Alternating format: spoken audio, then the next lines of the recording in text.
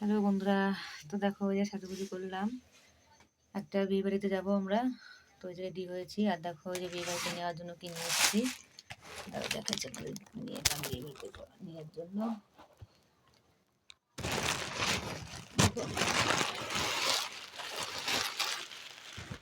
এটা কিনে নিয়ে এসছে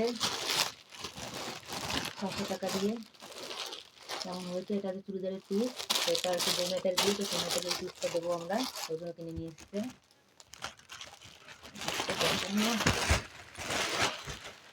তারপর আমার জন্য একটা চাদর নিয়ে এসেছি, দেখো চাদরটা কোথায় গেল আমার, দেখি সত্য। দেখো আমার জন্য চাদরটা নিয়ে এসছে 350 টাকা দিয়ে। আসলে আমার একদিকে যাওয়ার জন্য সোয়েটার ছিল, চাদর ছিল, যেগুলো পরে পরে আমি খারাপ করে ফেলেছি। তো এখন বাইরে যাওয়ার মতো কি সেরকম ভালোটা নেই, সব পরা হয়ে গেছে আমার। তো ওর জন্য বললাম একটা চাদর আমার জন্য নিয়ে আসতে, তো এটা নিয়ে এসেছিল আমার জন্য চাদর।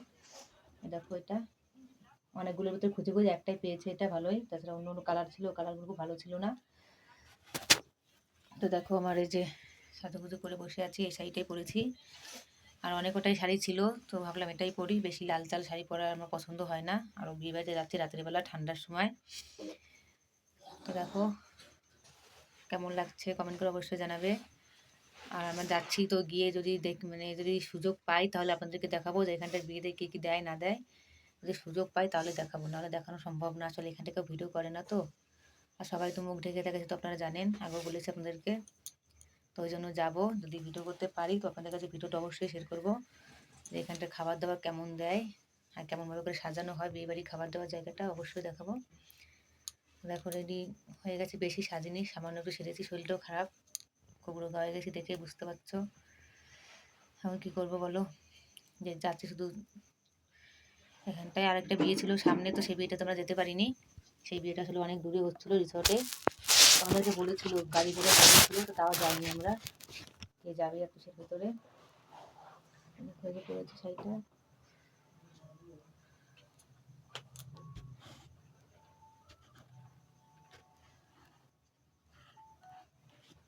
কেমন লাগছে কেমন করবে, আর দেখি আসার পরে লাইভ করতে পারে কি না।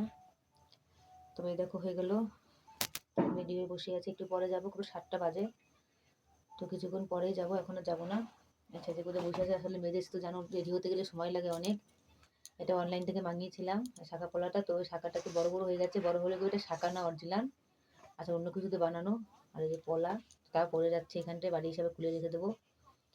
আসলে এটা অন্য ধরনের শাঁখা, এটা তো অরিজিনাল শঙ্কর শাঁখা সেটা না, এটা অন্য অন্য কিছুতে বানানো শাঁখাটা।